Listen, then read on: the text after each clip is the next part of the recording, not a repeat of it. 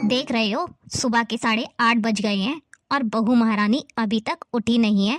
लगता है आज भी घर के काम मुझे ही करने पड़ेंगे।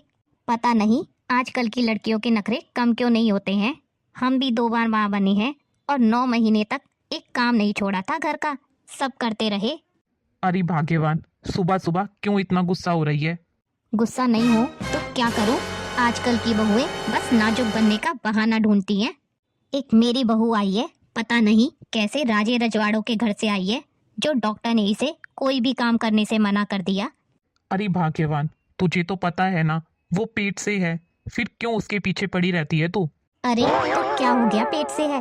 वो क्या पहली औरत है जो गर्भवती हुई है? हम भी तो 2-2 बार माँ बने थे।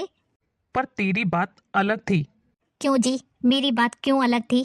9 महीने तक एक दिन भी चूल्हा नहीं छोड़ा था। खेत, घर, सास ससुर सब संभालती थी। मुझे तो याद भी नहीं कि तुमने दोनों बच्चों के समय कभी घर का काम भी किया था। हाँ, इतना जरूर याद है कि कभी मेरी माँ, कभी मेरी बहन, तो कभी मेरी चाची पूरे साल भर रहकर हमारे घर को संभालती थी। और उनके जाने के बाद तुम गांव से फिर किसी न किसी को जरूर बुला लेती थी। अरे आपको क्या पता, आप तो सुबह जो घर से निकलते थे तो रात में ही आते थे। पीछे से आपकी माँ तो मुझसे ही सारा घर का काम करवाती थी। बड़े आए बोलने वाले, और औरतों की बात में ना बीच में दखल मत दिया करो आप। अच्छा, तुमने अपने वक्त में जो काम किया उसका बदला क्या तुम अब अपनी बहू से लोगी? मैं क्यों बदला लूंगी? मैं क्या उसकी दुश्मन हूँ? पर अपने वक्त में मैंने सब अकेले ही तो किया है। अरे भाग्यवान, तुम्हें तो उस स्थिति से सबक लेना चाहिए और वो तकलीफ जो तुमने झेली अपनी बहू को नहीं होने देनी चाहिए। पर तुम औरतों में तो यही तो एक कमी है, जो तुम्हारे साथ तुम्हारी सास करती है वही तुम अपनी बहू के साथ भी करती हो। तो इसे तो बदला नहीं तो और क्या कहेंगे। खैर छोड़ो, पहले का शुद्ध दूध, दही और घी खाकर तुमने दोनों बच्चों को पैदा किया था। पर आज का समय बदल गया है। आजकल बिना मिलावट के कोई भी चीज नहीं मिल रही है। तभी तो स्त्रियों को इस अवस्था में इतनी दिक्कत हो रही है, और तभी तो डॉक्टर ने बहू को आराम करने के लिए कहा है। रहने दो जी आप तो। हमारे जमाने में हमने भी तो सारा काम अकेले किया है। रीना, ओ बहू, अभी तक चाय नहीं बनी क्या? वो माँ जी, आज बहुत सिर दर्द हो रहा है और रात को उल्टियाँ भी हो गई थी। उल्टियाँ नहीं, सब आलस है तेरे। आजकल की लड़कियों को काम से एलर्जी है। आजकल की पढ़ी लिखी बहुएं झूठ भी बड़े सलीके से बोलती हैं। माँ, सुबह सुबह क्यों चिल्ला रही हो? क्यों ना चिल्लाऊं? घर का काम कौन करेगा? माँ, रीना की रात से तबीयत ठीक नहीं है, उसको उल्टियाँ हो रही हैं। कम से कम ऐसे समय में तो उसकी हालत को समझो। तो मैं क्या करूं? मैं बूढ़ी हूँ फिर भी घर का काम कर रही हूँ। मेरे शरीर में भी इतनी ताकत नहीं है। अरे अपने जमाने में भी तो हम सारा काम अकेले ही करते थे। पर आप उसकी तुलना अपने जमाने से क्यों कर रही हो माँ? बस अब तू भी उसकी तरफ बोलने लगा। माँ जी, मैंने क्या गलती की है? कम से कम आप मेरी हालत तो समझिए। गलती गलती तो तेरे माँ बाप ने की है, जो तुझे इतना नाजुक बना दिया। माँ जी, मैं आपकी बहू हूँ, दुश्मन नहीं। दुश्मन तो नहीं, लेकिन घर का बोझ जरूर बन गई है। माँ, अब ये बहुत ज्यादा हो रहा है। जैसा आपके साथ हुआ, क्या अब आप भी वही रीना के साथ दोहराओगी? तू औरतों के बीच में मत पड़ तो ज्यादा ही अच्छा है। जा, जाके अपने काम कर। मम्मी जी, एक बात कहूँ? हाँ बोल, क्या हुआ? मम्मी जी, मुझसे नीचे बैठकर सिलबट्टे पर चटनी नहीं पीसी जाती, तो क्या मैं मिक्सी में पीस लूँ? मम्मी जी, अब मुझे 9वां महीना लग रहा है, तो नीचे बैठना मुश्किल हो गया है। अरे मैं अपने वक्त में अकेले ही सब करती थी, और तुमसे इतना सा काम भी नहीं होता। अरे हमारे जमाने में तो औरतें खेतों में काम करती थी। मम्मी जी, मैं काम से मना नहीं कर रही। तो फिर? मैं तो बस यही पूछ रही हूँ, अगर मैं मिक्सी में चटनी पीस लूँ तो क्या? अरे मिक्सी की चटनी और सिलबट्टे की चटनी बराबर होती है क्या? मम्मी जी, स्वाद में थोड़ा फर्क तो होगा, पर मेरी हालत देखिए, मुझसे नीचे नहीं बैठा जाता। तबीयत भी तो देखनी पड़ेगी। आजकल की बहुएं जरा सी बात में मशीन पकड़ लेती हैं। मम्मी जी, मुझे नीचे बैठते ही चक्कर आने लगता है। बस कुछ दिन की बात है मम्मी जी, और वैसे भी डॉक्टर ने मुझे रेस्ट करने के लिए बोला है, नीचे बैठने के लिए भी मना किया है। अरे इन मुए डॉक्टरों का क्या है, इन्हें तो बस पैसा बनाना है। और डॉक्टरों का तो काम है कहना, वो तो ऐसा ही कहते रहते हैं। प्रेगनेंसी में तो काम करना ही पड़ता है, नहीं तो आगे चलकर प्रॉब्लम होती है। तो बेहतर है काम करती रहो और आसानी से डिलीवरी भी हो जाएगी, वरना चीड़ फाड़ करेंगे और अपना पैसा बनाएंगे डॉक्टर। अरे भाग्यवान, फिर वही बात कर रही है। अगर डॉक्टर ने कहा है तो बहू रेस्ट ही करेगी, और इसके बाद मैं इस मुद्दे पर बिल्कुल बहस नहीं करना चाहता। बहू, तुम्हारी सास जो भी कहे, पर तुम डॉक्टर की बात पर अमल करना। अब जाओ, जाकर तुम आराम करो। अपने वक्त में भी हम सब अकेले ही किया करते थे। सुबह जल्दी उठकर चक्की से आटा पीसते थे और फिर घर का सारा काम करते थे, ताकि डिलीवरी में कोई परेशानी ना हो। और देखो, हुई भी नहीं। शकुंतला, मुझे और रवि को 2 दिन के लिए शहर से बाहर जाना है, तो पीछे से बहू का ध्यान रखियो, उसे कोई दिक्कत नहीं होनी चाहिए। अरे, अगर बहू घर के काम नहीं करेगी तो कैसे नॉर्मल डिलीवरी होगी, वरना डॉक्टर तो चीर फाड़ी कर देंगे। ये लोग तो जा रहे हैं 2 दिन के लिए, अब मुझे ही कुछ करना पड़ेगा। हेलो शांता बहन, कैसी हो? बस बस बहन, मैं तो ठीक हूँ, तुम बताओ। मुझे तुम्हारी एक मदद चाहिए थी। हाँ हाँ, बोलो ना। तुम्हारे घर हाथ की चक्की है, क्या तुम कुछ दिनों के लिए वो चक्की मुझे दे दोगी? पर आपको आपको वो चक्की क्यों चाहिए? वो मेरी बहू पेट से है ना, अगर वो थोड़े दिन उससे चक्की चलवाऊंगी तो हो सकता है उसको नॉर्मल डिलीवरी हो जाए। पर आजकल ये सब कौन करता है? पर मुझे खुशी है कि तुम अपनी बहू की चिंता करती हो। अरे बहन, आपको ऐसा लगता है मैं अपनी बहू की चिंता करती हूँ, पर मेरे पति को तो लगता है कि मैं अपनी बहू की दुश्मन हूँ, उनसे घर का सारा काम करवाती हूँ। ऐसा नहीं है, पर आजकल के खान पान से स्त्रियों को तो दिक्कत हो ही रही है। अब मेरी बहू को ही देख लो, पूरे 9 महीने ड्यूटी पर जाती ही रही और खाने पीने का ध्यान भी देती रही, फिर भी बेचारी को आखिरी समय में दिक्कत हो गई। तो डॉक्टरों ने भी कहा, जब मैंने कहा था रेस्ट के लिए तो क्यों नहीं लिया। तो मैं तो इसलिए बोलती हूँ, तुम ध्यान रखना। हाँ हाँ बहन, मैं ध्यान रखूंगी। हाँ हाँ ठीक है, मैं आज ही चक्की भिजवाती हूँ तुम्हारे यहाँ। बहू, ओ बहू। जी माँ जी। माँ जी, ये क्या है, हाथ की चक्की? बहू, कल से तुम सुबह जल्दी उठकर ये चक्की चलाया करो थोड़ी देर, इससे तुम्हारी डिलीवरी में कोई परेशानी नहीं होगी। क्योंकि मैं भी अपने वक्त में सब काम करके ये चक्की चलाया करती थी। पर मम्मी जी, मुझे तो डॉक्टर ने मना किया है कुछ भी भारी काम करने से। और आजकल के ज़माने में मम्मी जी, कौन ये चक्की चलाता है? अरे तू ये डॉक्टर वॉक्टर को छोड़, थोड़ा बहुत काम करने से कुछ नहीं होता। चल बैठ और आज से ही शुरू हो जा। अरे क्या हुआ, क्यों रुक गई? एक ही चक्कर में थक गई? माँ जी, मुझसे चक्की नहीं चल रही, दर्द हो रहा है पेट में। क्या हो रहा है ये सब? कुछ नहीं जी, मैं तो वो बहू से थोड़ी सी चक्की चलवा रही थी।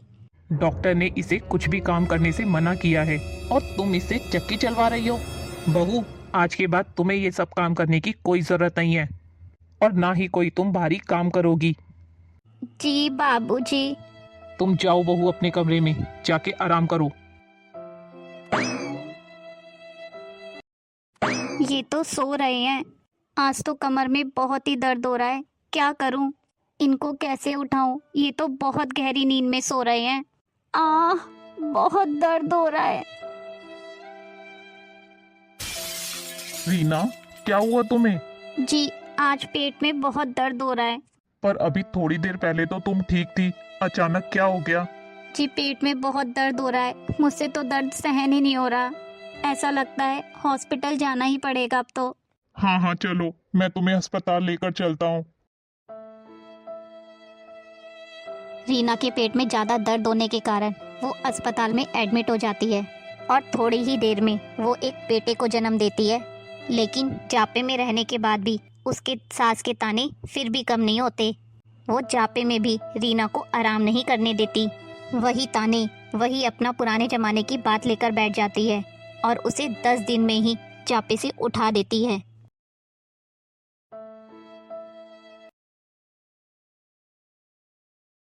बहू, तुम्हारी जचकी हुए पूरे 10 दिन हो गए हैं, अब आराम आराम छोड़ो और कुछ काम धाम करो।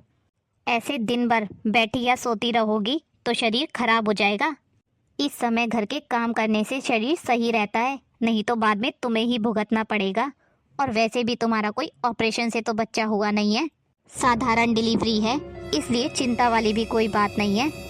अरे भाग्यवान, तू क्यों बहू के पीछे पड़ी रहती है? वो बेचारी आराम ही कहाँ कर पाती है। दिन भर तो बच्चे में लगी रहती है, और चाहे साधारण तरीके से डिलीवरी हो, पर इन 40 दिनों तक तो शरीर कच्चा ही रहता है। अगर अभी से तुम इसे घर के काम में लगा दोगी तो ये कमजोरी जिंदगी भर को सताएगी उसे। तुम एक औरत होकर दूसरी औरत का दर्द क्यों नहीं समझती हो? जब बच्चा नहीं हुआ था उससे पहले भी तुम बहू के पीछे पड़ी रहती थी। जितना काम करेगी प्रस्तुति में उतना ही आराम मिलेगा। बेचारी बहू को तुमने कभी आराम नहीं करने दिया, और अब तुमको उसका 9-10 दिन भी आराम करना भारी पड़ गया। पूरी रात भर जागकर वो बच्चे के गीले कपड़े बदलती रहती है, दिन भर भी उसी के कामों में लगी रहती है। तुम तो बस जाकर रात को उसके पास सोई रहती हो। क्या तुम कभी बच्चे का कोई काम करती हो? बस जब बच्चा सोता है तब थोड़ी देर को उसे खिलाने के लिए ले आती हो। जब देखो बस काम काम काम। इसके अलावा तुम्हें कुछ और समझना भी है? तुम तो बस पुराने जमाने की सास होकर रह गई हो। अरे उसे बहू नहीं, कम से कम इंसान ही समझ लो। आप हम औरतों के मामले में ना पड़े तो ज्यादा बेहतर है। मैं जानती हूँ मुझे कब क्या करना है। तुमसे बहस करने का कोई फायदा भी नहीं है। अरे बहू, मेरी पूजा की थाली तैयार की या नहीं तूने? जी माँ जी, अभी नहीं करी, बस कर रही हूँ। वो मैं मुन्नी को सुला रही थी। अरे बच्चे का क्या बहाना लगाती है? काम चोर है एक नंबर की तू। जल्दी से मेरी थाली तैयार करके ले आ, मुझे पूजा के लिए लेट हो रहा है। जी माँ जी, अभी ला रही हूँ। 15 दिन बाद तो रीना की सास ने रीना को घर के कामों के साथ साथ रसोई के कामों में भी लगा दिया। बेचारी रीना दिन भर घर का काम करती और रात भर बच्चे के साथ जागती। ऐसी हालत में वो इतनी चिड़चिड़ी हो गई कि उसका स्वास्थ्य भी दिन पर दिन गिरता जा रहा था, और उसका पति भी अपनी माँ की डर की वजह से कुछ नहीं बोल पाता, लेकिन उसे अपनी पत्नी का दर्द भी नहीं देखा जा रहा था।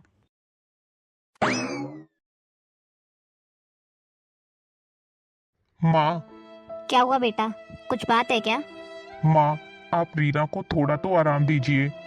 माँ, उसका शरीर बहुत कमजोर हो गया है, अभी वो पूरी तरह से ठीक भी नहीं हुई, और आपने उसे घर के कामों में लगा दिया। अब तू मुझे सिखाएगा मुझे क्या करना चाहिए और क्या नहीं? अगर घर के काम वो नहीं करेगी तो कौन करेगा? मैं करूँ क्या? पर माँ, उसका शरीर तो देखो कितना कमजोर हो गया है। वो बच्चे को और घर को संभाल नहीं पा रही है सही से। रात भर उसकी नींद भी पूरी नहीं हो पाती। रात को वो बच्चे के लिए जगी रहती है और दिन में घर का काम करती है। माँ, ऐसे में तो उसकी हालत और बिगड़ जाएगी। देख रवि, तू अपने काम पर ध्यान दे, घर की बातों में ध्यान देने की तुझे कोई जरूरत नहीं है।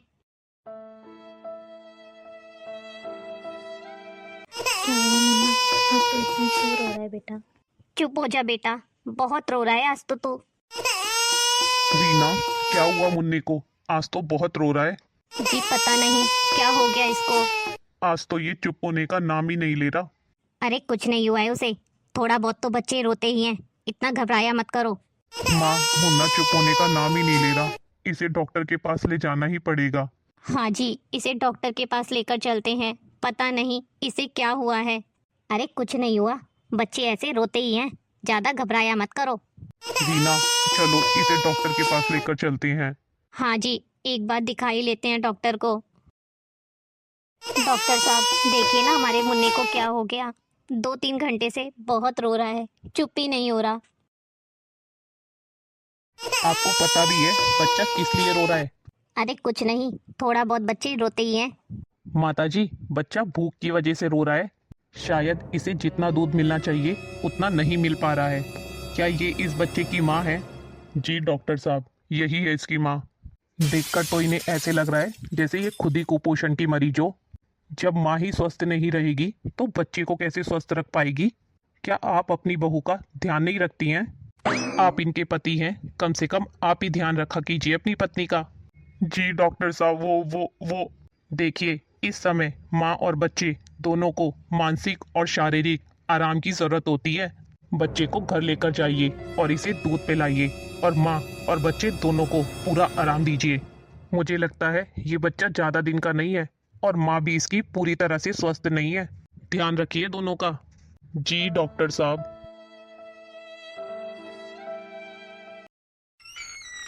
क्यों री, तुझे हम खाने पीने में कोई कमी रखते हैं क्या, जो बच्चे को ढंग से दूध भी नहीं पिला सकती? अस्पताल में जाकर डॉक्टर के सामने हमारी बेइज्जती करवा दी। हम क्या तुझे भूखा मारते हैं? थोड़ा बहुत घर का काम क्या कर लिया? ऐसा लगता है जैसे हम इसके ऊपर कोई जुल्म कर रहे हैं। बस माँ, बहुत हो गया। अगर तुम्हें यही लगता है ना तो रीना घर का काम करती है और ना ही बच्चे को संभालती है और ना ही घर की जिम्मेदारी उठा पाती है, तो क्या फायदा इसका यहाँ रहने से।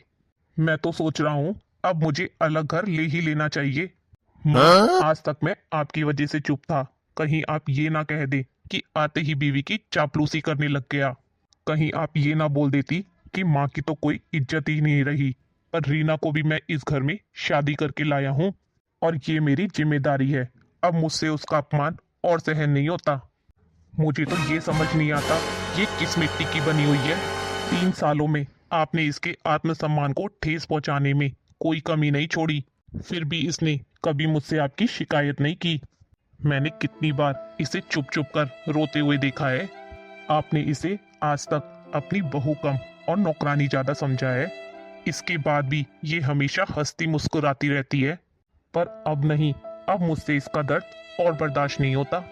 बेटा तुम सही कह रहे हो, ये घर अब तुम्हारे रहने लायक ही नहीं है, क्योंकि तुम्हारी माँ को किसी के आत्मसम्मान की कोई कदर नहीं है। इसे तो बस अपना अहम प्यारा है। तुम अगर अपने बच्चे को अच्छी परवरिश देना चाहते हो तो बेटा तुम्हारा यहाँ से जाना ही ठीक है। सही कह रहे हैं बाबूजी आप। रीना, तुम अभी से पैकिंग शुरू कर दो। हम कल सुबह होते ही इस घर से चले जाएंगे। देखिए जी, वो आपकी माँ है, कोई बात नहीं। अगर उन्होंने कुछ कह भी दिया हो तो मैं मानती हूँ हर किसी को आत्मसम्मान प्यारा है और मुझे भी है। कोई बात नहीं जी, मुझे अपने आत्मसम्मान से ज़्यादा अपनी माँ की इज्जत प्यारी है। और सोचो ना, कल को तुम भी इस घर से चले जाओगे और तुम्हारी बहन की भी शादी हो जाएगी, तो माँ और बाबूजी हमारे बिना कैसे रहेंगे अकेले? अपने पोते के बिना कैसे रहेंगे? मैंने अपनी बहू को परेशान करने में कोई कसर नहीं छोड़ी, यहाँ तक कि डिलीवरी के समय में भी इसे आराम नहीं दिया और ना ही मैंने इसके स्वास्थ्य का ध्यान दिया। ये चाहती तो अपने पति के साथ अलग होकर अपनी ज़िंदगी जी सकती थी, फिर भी इसने मेरे बारे में सोचा और मैं अपने स्वार्थ में इतनी अंधी हो गई कि मुझे अपनी इतनी अच्छी सुयोग्य बहू के गुण भी दिखाई नहीं दिए। रवि बेटा तुम इस घर को छोड़कर कहीं नहीं जाओगे। बेटा, मुझे अपनी गलती का एहसास हो गया है। रीना, क्या तुम अपनी सास को माफ़ नहीं करोगी? मैं तो लोगों के बहकावे में आ गई थी, जो कहते थे कि अगर बहू को दबा कर नहीं रखा तो तुम्हारे सिर पर नाचेगी। दूसरों की बातों में आकर मैं अपनी हीरे जैसी बहू पर जुल्म करती रही, पर अब मुझे अक्ल आ गई है। अब देखना मैं कैसे तुम्हारी माँ बनकर दिखाती हूँ। अब से मैं तुम्हें किसी भी चीज़ की कोई कमी नहीं होने दूंगी, ये मेरा वादा है। और आगे से घर के काम हम दोनों मिलजुल कर करेंगे। ठीक है माँ, तुम्हारा इतना कह देना ही मेरे लिए काफी है। अब हम तुम्हें छोड़कर कहीं नहीं जाएंगे। तुम्हें अपनी गलती का एहसास हो गया,